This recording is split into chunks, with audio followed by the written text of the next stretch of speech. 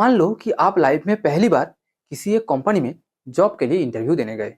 आप इंटरव्यू में पास हो गए और कंपनी आपको 4 साल के लिए अपॉइंट किया।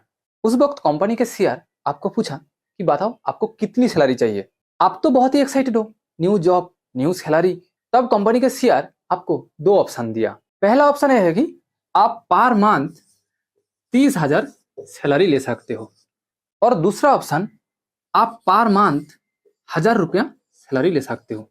बस फर्क सिर्फ इतना है कि पर मंथ आपका सैलरी 20% बढ़ता रहेगा। यानी पहले महीने आपको 1,000 रुपया मिलेगा, दूसरे महीने आपको 1,000 प्लस उसका 20% यानी 1,200 रुपया मिलेगा, तीसरे महीने 1,200 प्लस उसका 20% यानी 1,440 रुपया मिलेगा।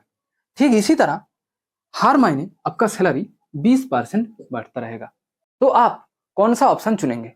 अगर आप पहला ऑप्शन चुना है तो आपको 14,40,000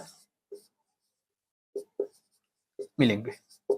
बट अगर आप दूसरा ऑप्शन चुना होता तो आपको 3,15,00,000 रुपया मिलेंगे। कहाँ 14,40,000 और कहाँ 3,15,00,000।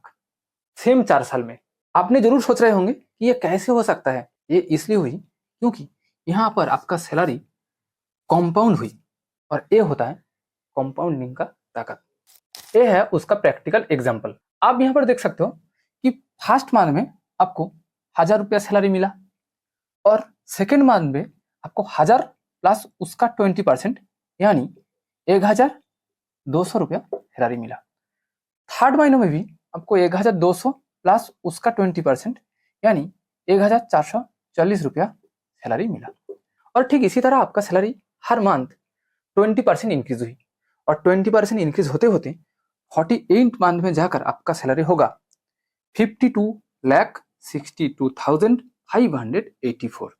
कहाँ आपका सैलरी शुरू हुआ था 1,000 रुपया से और 20% इंक्रीज होते होते सिर्फ 48 मंथ पे जाकर आपका सैलरी होगा 52,62,000। क्या आपने यहाँ पर एक चीज नोटिस किया? स्टार्टिंग साल में यानी फर्स्ट साल में आपको 38,500 रुपया सैलरी मिलेगा, दूसरे साल में आपको 3,50,000 मिलेगा, तीसरे साल में आपको 31,44,000 मिलेगा और फोर्थ साल में यानी लास्ट साल में आपको 2,80,34,000 मिलेगा। यानी आपका लास्ट साल की सैलरी पिछले 3 सालों के सैलरी की तुलना में लगभग 8 गुना ज्यादा। और जस्ट लास्ट मंथ में आपको कुल सैलरी के 1/6 सैलरी मिलेगा। यानी आपको टोटल जो सैलरी मिलेगा उसको 6 भाग किया जाए तो उसका 1 भाग सिर्फ लास्ट मंथ में ही मिलेगा। तो चलिए अब इस चार्ट को हम आपका इन्वेस्टमेंट चार्ट मान लेते हैं। मान लो कि आप आज 1,000 रुपया 47 ईयर्स के लिए इन्वेस्ट किया और मान लो आपको हर साल 20% रिटर्न मिलेगा। तो आप यहाँ पर देख सकते हो कि 47 ईयर्स बाद आपको 52,62,000 रिटर्न मिलेगा। आप कितना रुपया इन्वेस्ट किया था? सिर्फ 1,000। आपका वो 1,000 रुपया 47 ईयर्स बाद आपको 52,62,000 रिटर्न दिया। अब आप इमेजिन कीजिए अगर आप 1,000 के बदले 10,000 रुपये इन्वेस्ट किए होते तो 47 ईयर्स बाद आपको 5,26,00,000 रुपया रिटर्न मिलती। अगर आप 1,000 के बदले 1,00,000 रुपये इन्वेस्ट किए होते तो 47 ईयर्स में आपको 52,62,00,000 रिटर्न मिलती। चार्ट पर आप एक चीज ध्यान से नोटिस कीजिए, पहले 10 साल में आपका 1,000 रुपया कितनी ग्रो हुई? 6,100। 20 साल में आपका वही 1,000 रुपया 38,300 तक ग्रो हुई। बट 30 साल बाद आपका 1,000 रुपया 2,37,200 तक ग्रो हुई। यहां से आप कंपाउंडिंग का जादू देखिए। उसके 10 साल बाद यानी 40 साल तक आपका 1,000 रुपया 14,68,000 हो गई और उसके बाद सिर्फ 7 सालों में आपका रिटर्न 52,62,000 हो गई। अब सोचो अगर आप यहाँ पर 10,000 रुपये इन्वेस्ट किए होते 5 करोड़ 26 लाख हो जाता। इसके थ्रू मैं आपको क्लियरली ये समझाना चाहता हूँ कि पहले 10 साल में आपको फील होगा ही नहीं कि आपका पैसा बढ़ रही है। इसीलिए ज्यादातर लोग क्या करते हैं कि पहले 5-10 साल में ही अपना पैसा निकाल लेते हैं। यही तो कारण है कि वो लोग कभी भी करोड़पति नहीं बन पाते, क्योंकि उन लोगों को तो पता ही नहीं है कि कंपाउंडिंग लॉन्ग टाइम में ज्यादा इफेक्टिव होता है। कंपाउंडिंग में सबसे इंपॉर्टेंट चीज होता है कि आप कितने लॉन्ग टाइम के लिए आपका पैसा इन्वेस्ट कर रहे हो। तो चलिए मैं आपको इसका एक रियल एग्जांपल दिखाता हूँ। अगर आप आज से 22 साल पहले टाइटन कंपनी जो घोड़ी बनाती है उसमें 10,000 रुपया इन्वेस्ट किए होते तो आज आपके पास 1 करोड़ रुपया होती। हाँ, सिर्फ 22 साल में आपका 10,000 रुपया 1 करोड़ होते। मैं तो यहाँ आपको 47 ईयर्स की एग्जाम्पल दिखाया था। पिछले 22 साल में टाइटन कंपनी 37% रिटर्न दिया, यानी लगभग हर 2 साल में आपका पैसा दोगुना हुई। हो सकता है 22 साल पहले आप बहुत ही छोटा था, बट आपके परिवार वालों में से या रिश्तेदारों में से कोई एक इन्वेस्ट किया होता तो आज वो करोड़पति बन गए। आपको लग रहा होगा कि क्या हर कंपनी 37% रिटर्न देता है? मैं आपको सच बात कहूँ, नहीं। ये टाइटन, विप्रो, एमआरएफ जैसा कंपनी बहुत ही एक्सेप्शनल है। बट मैं आपको एक बात कहूँ कि करोड़पति बनने के लिए आपको 37% या 35% रिटर्न ही चाहिए, ऐसा नहीं। आप 15% से 16% रिटर्न से भी आसानी से 30-35 साल के अंदर करोड़पति बन सकते हो। 15 से 16% रिटर्न एक नॉर्मल रेट ऑफ रिटर्न होता है। अगर आप थोड़ा सा रिसर्च करेंगे तो आपको ऐसे कंपनी, म्यूचुअल फंड या इंडेक्स फंड मिल जाएगा जहां आपको 15 से 16% रिटर्न मिलने की चांसेस होती है। लेकिन अगर 15 से 16% रिटर्न की जगह आपको सिर्फ 10 या 12% रिटर्न ही मिलता रहा तो आपके लिए करोड़पति बनना एक बहुत ही मुश्किल काम होगा। इसलिए जो लोग एफडी या आलतू फालतू इंश्योरेंस स्कीम में इन्वेस्ट करते हैं जहां उनको सिर्फ 7 to 10% रिटर्न ही मिलता है, वहां पर उन लोगों ने छोटा अमाउंट जैसे 1 लाख या 2 लाख इन्वेस्ट करके कभी भी करोड़पति नहीं बन सकते। वो कभी भी करोड़पति नहीं बन सकते, ऐसा कहना गलत होगा। वो करोड़पति बन सकते हैं, लेकिन उनको 70-80 साल वेट करना होगा, यानी आपका पूरा लाइफ ही खत्म हो जाएगा करोड़पति बनते बनते। ये जो एफडी, इंश्योरेंस और लिक्विड मार्केट के बीच रेट ऑफ रिटर्न की जो डिफरेंस है 5 से 6%, ये बहुत ही इंपॉर्टेंट होता है, क्योंकि लॉन्ग टाइम के लिए 1 से 2% रिटर्न बहुत ही मायने रखता है।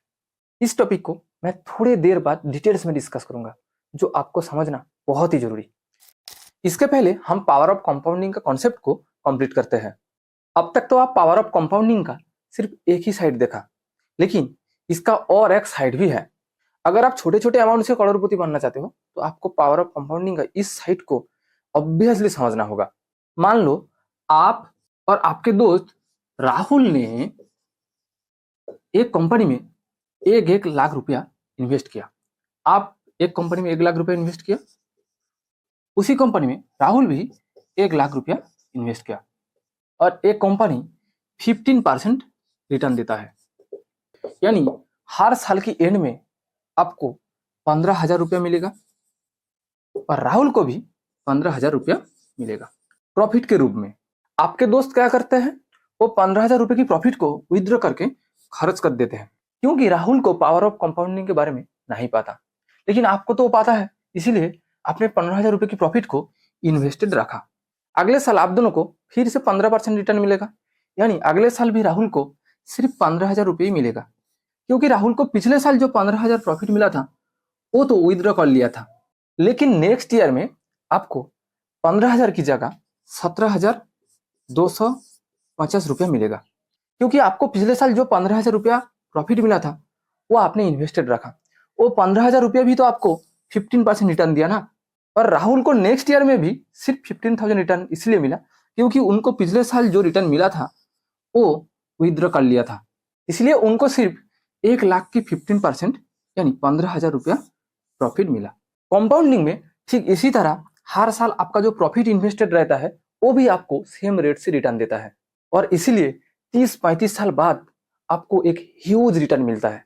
लेकिन प्रॉब्लम यह है कि ज्यादातर लोगों ने शुरू में सोचते हैं कि ये छोटे से प्रॉफिट से अमीर बनना या करोड़पति बनना पॉसिबल ही नहीं है। इसलिए वो आपकी दोस्त राहुल की तरह हर साल प्रॉफिट को विड्रॉ कर लेते हैं। बट जिन जिन लोगों को ये पावर ऑफ कंपाउंडिंग के बारे में पहले से ही पता है, सिर्फ उन लोगों ने ही प्रॉफिट को इन्वेस्टेड रखते हैं, और 30-35 साल बाद सिर्फ वही लोग ही करोड़पति बन पाते हैं। और जिन जिन लोगों को राहुल की तरह पावर ऑफ कंपाउंडिंग के बारे में पता नहीं है, उन लोगों ने सिर्फ 15,000 रिटर्न लेकर ही खुश रहते हैं। आप कैलकुलेट कीजिए कि 10 साल बाद यानी 10th ईयर में राहुल को कितना रिटर्न मिलेगा। सिंपल है, सिर्फ 15,000 रिटर्न मिलेगा, क्योंकि 1 लाख का 15% 15,000 ही होता है। बट क्या आपको पता है 10th ईयर में आपको कितना प्रॉफिट मिलेगा? आपको 52,768 रुपया प्रॉफिट मिलेगा। और 10th ईयर में आपका जो कुल इन्वेस्टमेंट अमाउंट होगा वो 4 लाख से थोड़ा सा ज्यादा होगा। और नेक्स्ट 10 ईयर बाद यानी 20th ईयर में आपका जो प्रॉफिट होगा वो होगा 2,13,000। और उस टाइम में आपका जो कुल इन्वेस्टमेंट अमाउंट होगा वो होगा 16,36,000। और उसके भी अगले 10 साल बाद यानी 30 साल में आपको प्रॉफिट के रूप में 8,63,000 रुपया मिलेगा। और उस टाइम में आपका टोटल इन्वेस्टमेंट अमाउंट होगा 66,21,000। यानी 30 साल में आप 66 लाख का मालिक बन गए। बट 30 साल में आपके दोस्त राहुल को कितना प्रॉफिट मिलेगा? सिर्फ 15,000। और 30 साल में राहुल का टोटल इन्वेस्टमेंट अमाउंट कितना होगा? 1,15,000। राहुल का तो फर्स्ट साल में भी 1,15,000 टोटल अमाउंट था और प्रॉफिट भी था 15,000। और 30 साल बाद भी राहुल का इन्वेस्टमेंट अमाउंट सेम रहेगा, एक भी रुपया नहीं बढ़े। बट 30 साल पहले आपका टोटल इन्वेस्टमेंट अमाउंट था 1,15,000 और वो 30 साल बाद 66 लाख हो गया। आपके लिए ऐसा क्यों? आपको इतना प्रॉफिट कैसे मिला? आप और आपके दोस्त राहुल ने तो 30 साल पहले सेम 1 लाख रुपया इन्वेस्ट किया था और दोनों को सेम रिटर्न भी मिला। तो और आपको इतना ज्यादा रिटर्न क्यों मिला और राहुल को क्यों नहीं मिला? इसका आंसर ये है कि राहुल को हर साल सिंपल इंटरेस्ट मिला, लेकिन आपको कंपाउंड इंटरेस्ट मिला। कंपाउंड इंटरेस्ट तभी मिलेगा जब आप आपका प्रॉफिट को भी इन्वेस्टेड रखोगे। जैसा कि आप आपके मामले में देख सकते हो, आप पहले साल 15,000 प्रॉफिट कमाया, आप वो प्रॉफिट को इन्वेस्टेड रखा, इसलिए नेक्स्ट ईयर जाकर आप 17,200 प्रॉफिट कमाए। लेकिन राहुल ने 15,000 प्रॉफिट कमाया फर्स्ट साल में, आपकी तरह सेम, लेकिन वो विथड्रॉ कर लिया, इसलिए नेक्स्ट साल उसको प्रॉफिट का जो प्रॉफिट वो नहीं मिला। आप यहाँ पर प्रैक्टिकली देख सकते हो कि कंपाउंड इंटरेस्ट का पावर कितना ज्यादा होता है। लेकिन ज्यादातर लोग करते क्या है, वो राहुल की तरह सोचते हैं, क्योंकि ज्यादातर गरीब और मिडिल क्लास लोगों को कंपाउंडिंग का पावर कितना है वो नहीं पता। इसलिए मेरा रिक्वेस्ट, प्लीज आप इस वीडियो को आपके दोस्त और परिवार वालों के साथ शेयर कीजिए, ताकि उन लोगों ने भी कंपाउंडिंग की ताकत को आसान भाषा में समझ सके और अमीर बन सके।